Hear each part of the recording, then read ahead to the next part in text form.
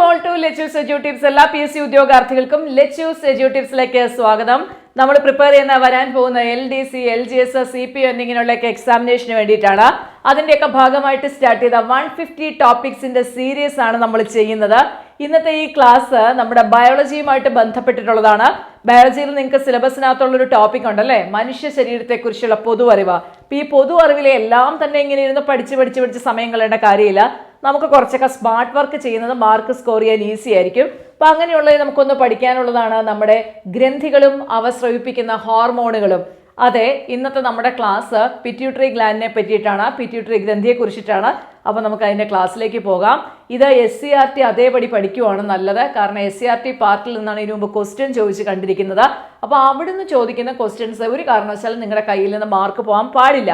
So നമുക്ക് SCRT പുസ്തകം വെച്ച് പഠിക്കാം. ശ്രദ്ധിക്കണം കേട്ടോ, അത്രയും ഇമ്പോർട്ടന്റ് ആയതുകൊണ്ടാണ് ശ്രദ്ധിക്കാൻ പറയുന്നത്. ഹോർമോൺ നിയന്ത്രണത്തിൽ നടക്കുന്ന പ്രവർത്തനമാണ് ശരീര വളർച്ച. വളർച്ചയ്ക്ക് പിന്നിലെ ഹോർമോൺ ഉൽപ്പാദിപ്പിക്കുന്നത് പിറ്റ്യൂട്ടറി ഗ്രന്ഥിയാണ്. ഓർത്തു വയ്ക്കുക, വളർച്ചയ്ക്ക് പിന്നിലെ ഹോർമോൺ ഉൽപ്പാദിപ്പിക്കുന്ന ഗ്രന്ഥിയാണ് ഏത്? പിറ്റ്യൂട്ടറി ഗ്രന്ഥി. ഓക്കെ, വളർച്ചയ്ക്ക് പിന്നിലെ ഹോർമോൺ ഉൽപ്പാദിപ്പിക്കുന്ന ഗ്രന്ഥിയാണ് പിറ്റ്യൂട്ടറി ഗ്രന്ഥി എന്ന് പറയുന്നത്. ഇത് ഹൈപ്പോതലാമസിന് അടുത്തായിട്ട് സ്ഥിതി ചെയ്യുന്ന ഒരു ഗ്രന്ഥിയാണ് ഏത്? പിറ്റ്യൂട്ടറി ഗ്രന്ഥി. വളർച്ചാ ഘട്ടത്തിൽ വളർച്ചയെ ത്വരിതപ്പെടുത്തുന്ന ഹോർമോണാണ് വളർച്ചാ ഹോർമോൺ അല്ലെങ്കിൽ സൊമാറ്റോട്രോപിൻ. ഓർത്തു വയ്ക്കുക, വളർച്ചാ ഘട്ടത്തിൽ വളർച്ചയെ ത്വരിതപ്പെടുത്തുന്ന ഹോർമോണാണ് വളർച്ചാ ഹോർമോൺ അല്ലെങ്കിൽ സൊമാറ്റോട്രോപിൻ. അപ്പൊ സൊമാറ്റോ ഫുഡ് ഡെലിവറി ചെയ്യുന്ന ആപ്സ് ആണ് അല്ലെ, സൊമാറ്റോയും സ്വിഗ്ഗിയും ഒക്കെ. അപ്പൊ അങ്ങനെ ഓർത്തു വയ്ക്കുക, സൊമാറ്റോയും ഫുഡ് വരുമ്പോൾ നമ്മുടെ വളർച്ച അങ്ങ് ത്വരിതപ്പെടും. അപ്പൊ വളർച്ചയെ ത്വരിതപ്പെടുത്തുന്ന ഹോർമോണാണ് സൊമാറ്റോട്രോപിൻ. വളർച്ചയുടെ ഘട്ടത്തിൽ സൊമാറ്റോട്രോപ്പിന്റെ ഉൽപാദനം കൂടിയാൽ അമിതമായ ശരീര വളർച്ച ഉണ്ടാകുന്നു. ഈ അവസ്ഥയാണ് ഭീമാകാരത്വം അല്ലെങ്കിൽ ജൈജാന്റിസം. ജൈജാന്റിസത്തിന് കാരണമാകുന്ന ഹോർമോണാണ് സൊമാറ്റോട്രോപ്പിൻ.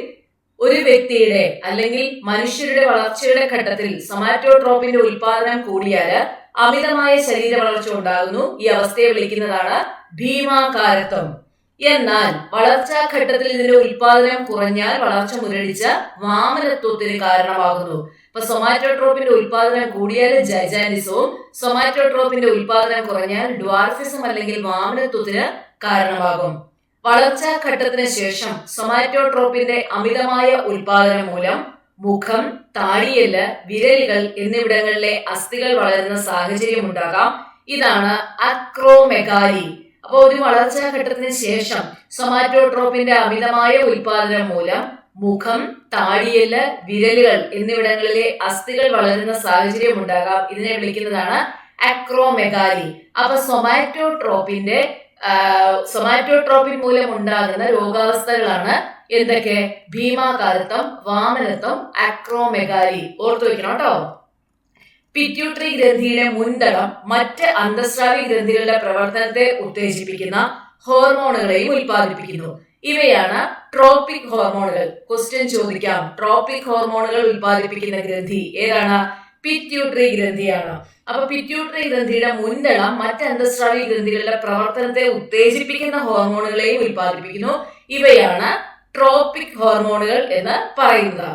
ഇനി ഈ പിറ്റ്യൂട്ടറി ഗ്രന്ഥിക്ക് അന്തസ്രാവി വ്യവസ്ഥയിൽ ട്രോപ്പിക് ഹോർമോൺ ഉൽപ്പാദിപ്പിക്കുന്നത് കൊണ്ട് തന്നെ വളരെയധികം പ്രാധാന്യമുണ്ട്. ഇനി നമുക്ക് ചില ട്രോപ്പിക് ഹോർമോണുകളെ പരിചയപ്പെടാം. ഏതൊക്കെയാണ് ട്രോപ്പിക് ഹോർമോൺ? ട്രോപ്പിക് ഹോർമോൺ എന്ന് പറഞ്ഞാല് പിറ്റ്യൂട്ടറി ഗ്രന്ഥിയുടെ മുൻതളം ഉൽപ്പാദിപ്പിക്കുന്ന ഹോർമോൺ ആണെന്ന് കണ്ടു. Thyroid stimulating hormone TSH.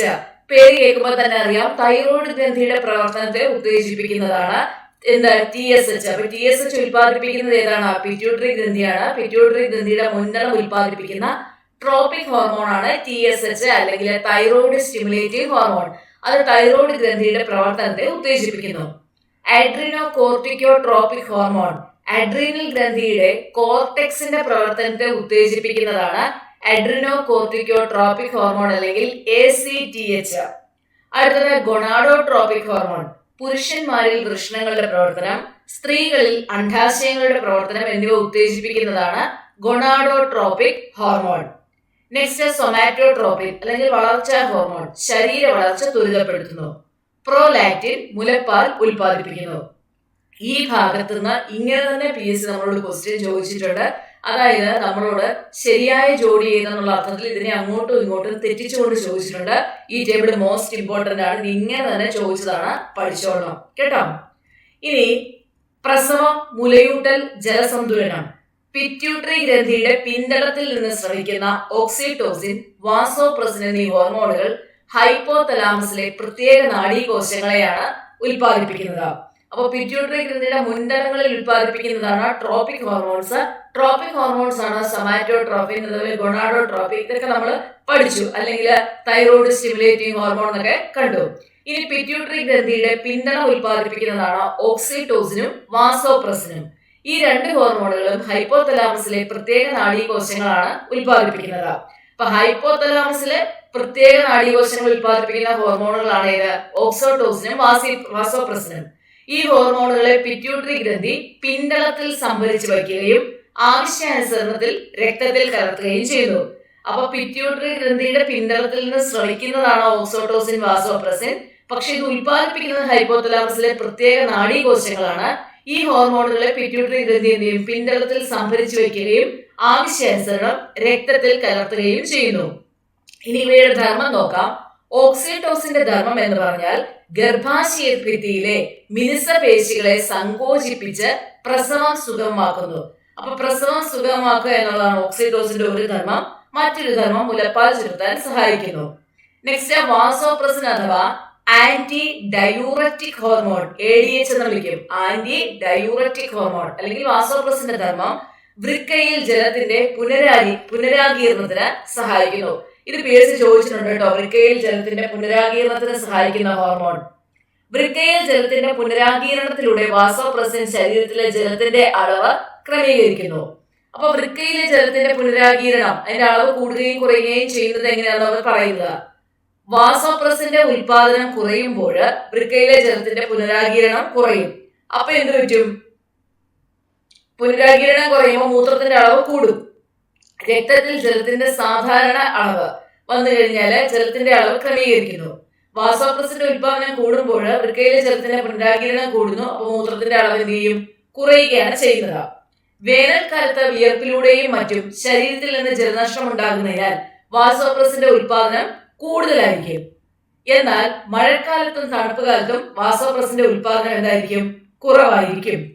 വാസോപ്രസിന്റെ ഉൽപാദനം കുറയുമ്പോൾ വൃക്കയിൽ ജലത്തിന്റെ പുനരാഗീരണം കുറയുകയും കൂടിയ അളവിൽ മൂത്രം പുറന്തള്ളപ്പെടുകയും ചെയ്യുന്നു. ഈ അവസ്ഥയാണ് ഡയബറ്റിസ് ഇൻസിപ്പിഡസ്. ഇപ്പൊ വാസോപ്രസിന്റെ ഉൽപാദനം കുറയുമ്പോൾ വൃക്കയിൽ ജലത്തിന്റെ പുനരാഗീരണം കുറയുകയും കൂടിയ അളവിൽ മൂത്രം പുറന്തള്ളപ്പെടുകയും ചെയ്യുന്ന അവസ്ഥയാണ് ഡയബറ്റിസ് ഇൻസിപ്പിഡസ്. കൂടെയുള്ള മൂത്രവിസർജനം, കൂടിയ ദാഹം എന്നിവയാണ് ഇതിന്റെ ലക്ഷണങ്ങൾ. ഡയബറ്റിസ് ഇൻസിപ്പിഡസിന്റെ ലക്ഷണങ്ങളാണ് എന്തൊക്കെ?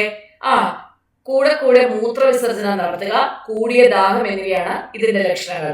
അപ്പൊ നമ്മൾ പഠിച്ച ഈ പിറ്റ്യൂട്ടറി ഗ്രന്ഥി ഉണ്ടല്ലോ, അത് വളരെ ഇമ്പോർട്ടന്റ് ആണ്. ഹൈപ്പോതലാമസിന്റെ കാര്യം പറഞ്ഞു പോയി, അത് മോസ്റ്റ് ഇമ്പോർട്ടന്റ് ആണ്. ക്വസ്റ്റ്യൻ ഈ ഭാഗത്ത് നിന്ന് ചോദിച്ചിട്ടുണ്ട്, പഠിക്കണം. നമ്മൾ ഗ്രന്ഥികൾ പഠിക്കുന്ന സമയത്ത് ഗ്രന്ഥികളുടെ പൊസിഷൻ അല്ലെങ്കിൽ അത് എവിടെയാണ് അതിന്റെ സ്ഥാനം എന്നുള്ളതും അവ സ്രവിപ്പിക്കുന്ന ഹോർമോൺ ഏതാണെന്നും ആ ഹോർമോണിന്റെ അടിസ്ഥാനപരമായ ധർമ്മം എന്താണെന്നും പഠിക്കണം.